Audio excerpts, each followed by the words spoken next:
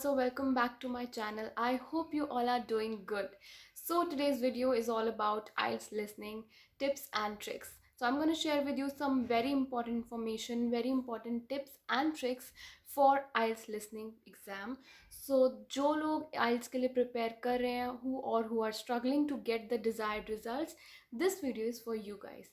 सो आप लोग इस वीडियो का एंड तक जरूर देखना, आपके बहुत काम आएगी. It will help you guys a lot and this video is based on my own learnings and experiences. Okay, so listening is same for IELTS Academic and IELTS General, and in this test you have to listen, read and write at the same time, which makes it a challenging one.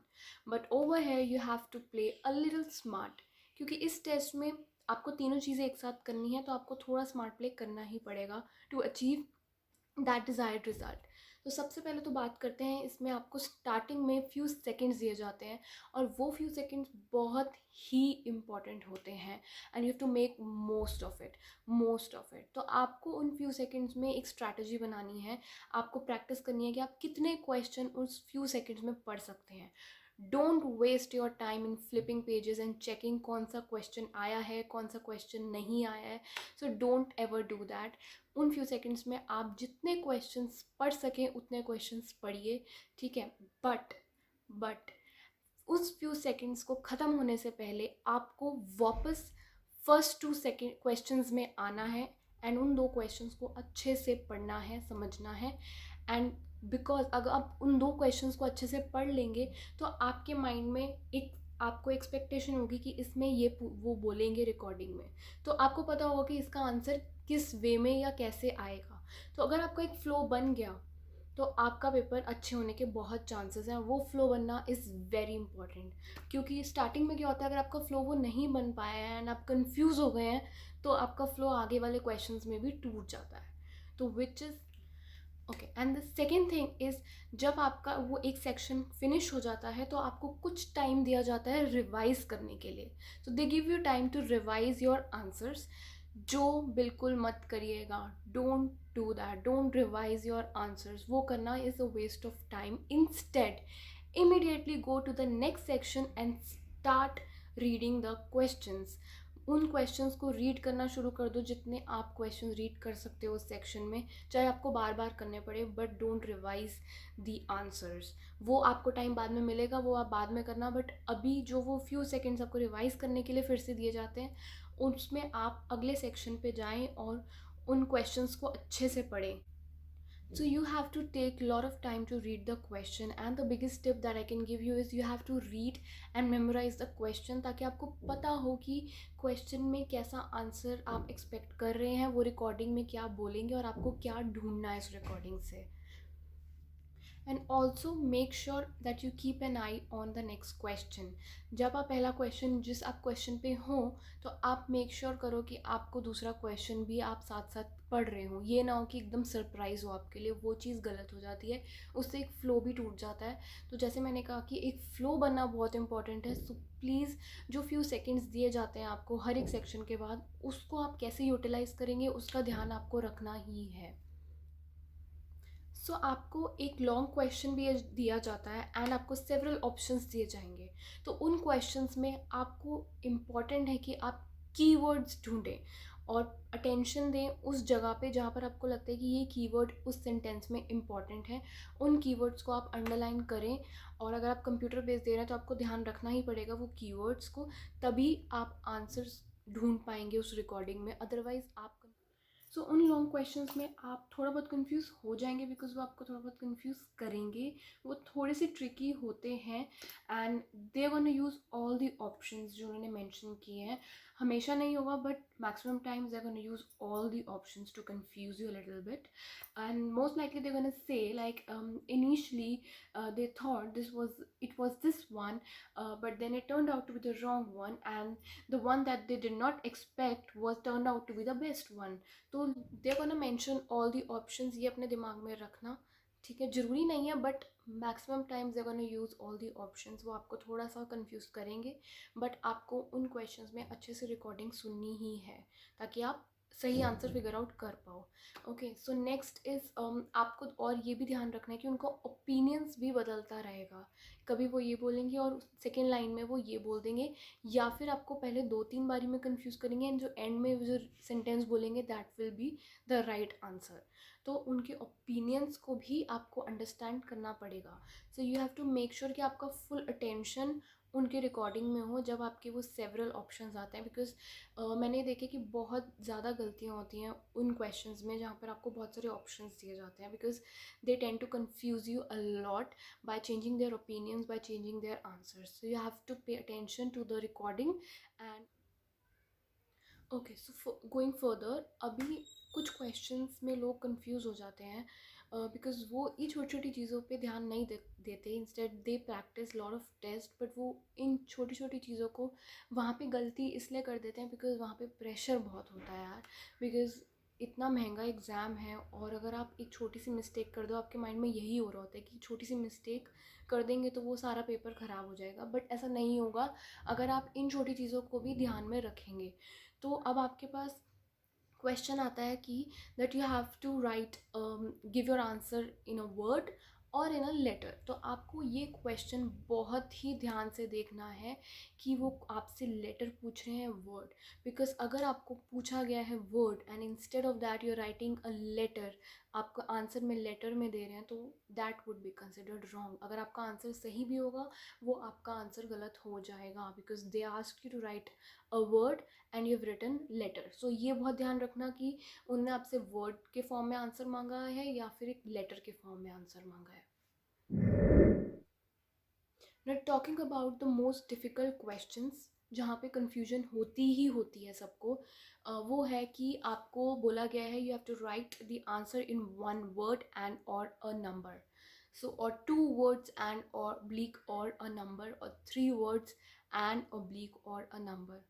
In questions की specially आपको practice करनी है because ये definitely आने वाले हैं। और क्योंकि वो इन क्वेश्चंस में कई कई बच्चे कंफ्यूज हो जाते हैं कि यार अच्छा नंबर आएगा, अच्छा कितने वर्ड्स, अच्छा सिर्फ नंबर आएगा।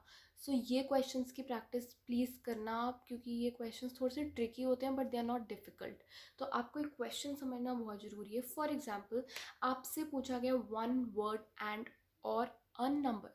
तो आपके पास 1 वर्ड नंबर, एक वर्ड एक नंबर भी लिख सकते हो, सिर्फ एक वर्ड भी लिख सकते हो, ठीक है, और 1 वर्ड सिर्फ एक नंबर भी लिख सकते हो। तो आपके पास 3 ऑप्शन, आप तीनों ऑप्शन लिख सकते हो बिकॉज उन्होंने आपसे पूछा एंड और। सो आप एंड और पे फोकस रखना कि क्या आप पूछ रहे हैं। 1 वर्ड एंड नंबर, 1 वर्ड और नंबर, उन्होंने आपको ये दोनों ऑप्शंस दिए हैं। तो आप 1 वर्ड एंड और नंबर में आप 1 वर्ड नंबर के साथ भी लिख सकते हैं, सिर्फ 1 वर्ड भी आ सकता है और सिर्फ नंबर भी आ सकता है। तो इन क्वेश्चंस की प्रैक्टिस बहुत ज़रूर करना बिकॉज यहाँ पे सिली मिस्टेक्स होने के चांसेस ज़्यादा हैं। और अगर आपका आंसर इसमें एक चीज़ में भी गलत हो गया तो वो पूरा आंसर गलत हो ही जाता है। जैसे फॉर एग्जांपल कोई कुछ नंबर मिसिंग है, ठीक है, आपको लग रहा है इसमें तो 1 वर्ड ही था, क्योंकि वहाँ प्रेशर इतना ज़्यादा होता है। तो आप ये चीज़ों को जब आपने प्रैक्टिस नहीं करी होती, माइंड में नहीं होती, तो आप आप कंफ्यूज हो जाते हो, तो आप वो गलती वहाँ पर हो ही जाती है। तो आप ये ध्यान रखना कि 1 वर्ड एंड और नंबर में क्या मतलब, क्या है, इसका मतलब समझ लेना।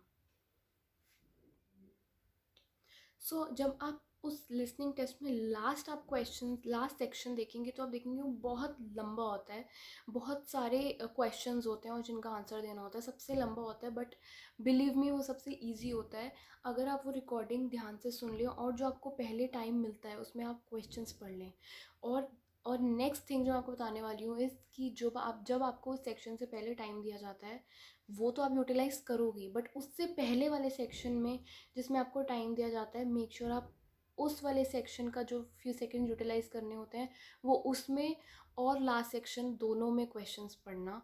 बिकॉज आपको अपनी स्पीड थोड़ी तेज़ करनी पड़ेगी क्योंकि जो लास्ट क्वेश्चन होता है उसमें वो एक ही फ्लो में बहुत सारे आंसर्स दे देते हैं एंड आपको, क्योंकि वो बहुत लंबा क्वेश्चन होता है तो आपके पास और ऑप्शन ही नहीं होता। तो you need practice in that, you have to play a little smart over here कि आपको जो वो पहले वाले सेक्शन में आपको या तो वो टाइम देंगे वो रिवाइज़ करने के लिए, तो वो रिवाइज़ वाला टाइम और जो उससे पहले आपको क्वेश्चंस पढ़ने के लिए दिया जाता है वो दोनों टाइम आपको थोड़ा थोड़ा आपको लास्ट सेक्शन में देना पड़ेगा, बिकॉज लास्ट सेक्शन पढ़ने में जो उनको जो टाइम आपको मिलता है वो सफिशेंट नहीं होता। जो हैव टू मेक श्योर कि आप उससे पहले वाले सेक्शन का टाइम भी यहाँ पर थोड़ा बहुत दे रहे हैं, तो इसलिए आप सो और सेकंड चीज़, जब आप क्वेश्चन लास्ट वाला क्वेश्चन आप पढ़ रहे हैं तो you have to make sure कि आप उसमें से भी कीवर्ड्स मार्क कर रहे हैं, कि उसमें आप देख रहे हैं कि इसमें नाउन आएगा, एडजेक्टिव आएगा, वर्ब आएगा, किस टाइप का आंसर आएगा। तो उस क्वेश्चन में क्या रिक्वायर्ड है ये फिगर आउट करना बहुत ज़रूरी है। इसकी प्रैक्टिस भी करना, कीवर्ड्स मार्क कर लेना, उस ब्लैंक से पहले का क्या कीवर्ड है। फॉर एग्जांपल बिल्ट बाय, तो आप बाय को अंडरलाइन करिए, उसमें आप देखिए क्या रिक्वायर्ड है, इसका कैसा आंसर आएगा, तो उसके अकॉर्डिंग आप रिकॉर्डिंग में वो आंसर ढूंढ पाएंगे जल्दी। Okay, so also one thing that you have to notice कि इसमें सिंगुलर है या प्लूरल आंसर आएगा, तो वो आपको तभी पता चलेगा कि आप जब पूरा सेंटेंस पढ़ेंगे और वो ग्रामेटिकली करेक्ट है कि नहीं है, तो वो आपको देखना है कि आपका आंसर ठीक है अकॉर्डिंगली कि नहीं। बिकॉज अगर वो जैसे फॉर एग्जांपल बर्ड्स लिखना है और आपने बर्ड लिखा है, तो that will B considered wrong. तो आपको ग्रामेटिकली पूरा सेंटेंस करेक्ट है कि नहीं ये भी देखना। ओके, सो मूविंग फर्दर, आपको कुछ और क्वेश्चंस पे ध्यान रखना है, प्रैक्टिस करनी है, एंड दे आर एक तो टेलीफोन नंबर जब वो आपको बोलते हैं तो उस पर आप बहुत ध्यान से आप वो सुनना, बिकॉज उसमें कई तो वो डिफरेंट तरीक़ों से आपको वो मोबाइल नंबर या टेलीफोन नंबर जो भी है वो बोलते हैं। फॉर एग्ज़ाम्पल ब्रिटिश एक्सेंट में दिल से ओ से कोई नंबर स्टार्ट करेंगे, O20, सो वो ओ मीन ज़ीरो, एंड अगर आप वो ज़ीरो नहीं लिखेंगे तो आपका वो क्वेश्चन आंसर वो गलत हो जाएगा।